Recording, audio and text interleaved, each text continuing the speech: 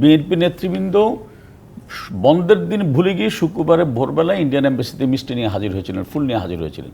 মনে করেছিল যে আওয়ামী লীগের সাথে কংগ্রেসের সম্পর্ক আমরা যদি আগে মোদিকে পক্ষে নিয়ে আসতে পারি। আপনি যেটা শুরু করেছিলেন যে পরাশক্তির প্রভাব বাংলাদেশে, অথবা মুন্নি আপা যেমন বলছিলেন যে মানে মনি আপা যেভাবে বলছিলেন যে এটা বাংলাদেশ গরিবের সুন্দরী বউ, হ্যাঁ, আসলে বিশ্ব রাজনৈতিক প্রেক্ষাপটটা কী? হ্যাঁ, আমি যদি ৭১-এর মুক্তিযুদ্ধের দিকে তাকাই, তখন তো আমেরিকা ছিল অনেকটা প্রচণ্ড পাওয়ারফুল দেশ। ওরা কি আমাদের স্বাধীনতা চেয়েছিল? তো আমরা নথি স্বীকার করিনি তো। এক, আবার আপনি দেখেন গত আমেরিকান নির্বাচনে, আমেরিকা একটা পরাশক্তি, সে আমেরিকান নির্বাচনে বলা হয়েছিল যে সেখানে রাশিয়া প্রভাব বিস্তার করেছে। গতকাল পত্রিকায় দেখলাম যে আগামী আমেরিকান নির্বাচনে চায়না প্রভাব বিস্তারের চেষ্টা করছে। এটা এখন বৈশ্বিক বাস্তবতায় এগুলো আমার মনে হয় একটা স্বাভাবিক বিষয়। বিষয় হচ্ছে কি, সেই প্রভাব বিস্তারের চেষ্টার কাছে আমি নথি স্বীকার করবো নাকি করব না। আপনার নিশ্চয় মনে আছে যুদ্ধাপরাধীদের বিচার যখন শুরু হলো, তখন জন কেরি আমেরিকান পররাষ্ট্রমন্ত্রী বঙ্গবন্ধু কন্যাকে ফোন করেছিলেন তাদেরকে ফাঁসি যেন দেয়া না হয়। এটা তো প্রেশার ছিল। উনি কি সেই চাপের কাছে নথি স্বীকার করেছিলেন? আচ্ছা, এখন তাজ ভাই বলছিলেন যে আপনার ২০০১ সালে বঙ্গবন্ধু কন্যা বলেছিলেন যে আমাদের উপর প্রেশার ছিল গ্যাস বিক্রি করার। তো প্রেশার তো উনি মানেন নাই, নথি স্বীকার করেন নাই। ক্ষমতা গিয়েছে কিন্তু নথি স্বীকার করেনি।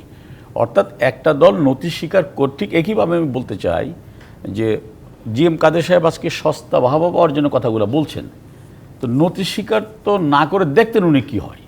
আর পলিটিক্সে তো আপনাকে এই ঝুঁকিটা নিতে হবে। পলিটিক্স শুধু না, জীবনটাই তো ঝুঁকির। আপনার জিএম কাদের যা বলছে আপনার কাছে সস্তা বাহাবা মনে হচ্ছে নাকি আসলে সস্তা বাহাবা? কেন বলছি, এই নির্বাচনে পরাশক্তিদের কোনো অবস্থান ছিল না, সেটা বলছি না। আমি তো বলেছি যে প্রভাব এটা তো আজকে নতুন কিছু না। এবং আমেরিকার মতো পরাশক্তির জায়গায়ও বলা হচ্ছে গত নির্বাচনে সেখানে পুতিন প্রভাব বিস্তার করেছে। সেটা আমেরিকার মধ্যে এখনো বহুল আলোচিত। এবং বর্তমানেও আগামী যে নির্বাচন ২৪শে আমেরিকার অক্টোবরে যে নির্বাচন, সেখানে বলা যায় চায়না সেখানে প্রভাব বিস্তারের চেষ্টা চলছে। এটা তো বৈশ্বিক বাস্তবতা। তো এই বাস্তবতা দাঁড়িয়ে আমি সে প্রভাবটা নিব কি নিব না, নথি স্বীকার করবো কি করবো না, এই রিস্ক তো আপনাকে নিতে হবে।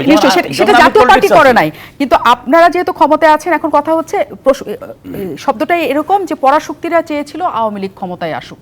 তার মানে এই পরাশক্তিরা চেয়েছে আওয়ামী লীগ ক্ষমতায় আসুক, এই কারণে আপনারা ক্ষমতায় এসেছেন। এগুলো হচ্ছে কি সিম্পল একটা কথা বলি, হচ্ছে আঙ্গুর ফল টক।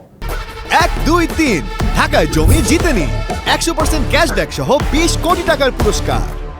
তো এগুলো হচ্ছে আজকে বাস্তবতা। এখন উনি যে বলছেন যে আমরা এজেন্সি, আচ্ছা এজেন্সি তো শুধু দিবে, নিতে পারবো না তো কিছু। তো আপনার ৭৩ বছরের সীমান্ত চুক্তি সমাধান কে করলো? সমুদ্র সীমা চুক্তি করে আমাদের ব্লু ইকোনমির মাধ্যমে আমাদের মৎস্য আহরণেরটা বাড়াইলো কে?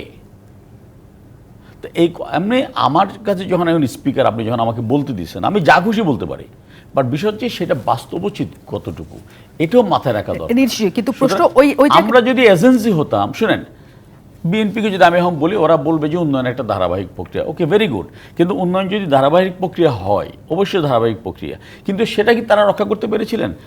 96-এ যখন বঙ্গবন্ধু কন্যা রাষ্ট্র ক্ষমতা আসে, তখন বাংলাদেশে বিদ্যুৎ উৎপাদিত হতো ১৬০০ মেগাওয়াট। ২০০১ সালের ১৬ জুলাই যখন আমরা ক্ষমতা হস্তান্তর করলাম, তখন বাংলাদেশের বিদ্যুৎ উৎপাদন ক্ষমতা ছিল ৪৩০০ মেগাওয়াট। শেষ করি। কিন্তু ২০০৭-এ যখন তারা ক্ষমতা ছাড়ে, আবার নয় আমরা এসে দেখলাম যে বিদ্যুৎ উৎপাদন ক্ষমতা ৩২০০ মেগাওয়াট। তো আপনি সে ধারাবাহিকতা কোথায় রাখলেন? ক্ষমতা নেই তখন আমরা দেখি ঘাটতির বাংলাদেশ। নিশ্চয়ই পরিসংখ্যানে আওয়ামী লীগ অনেক অনেক দূর এগিয়ে যাওয়া সরকার, কিন্তু এখানে ইন্ডিকেট করে অবশ্যই অর্জন করতে পারতাম না।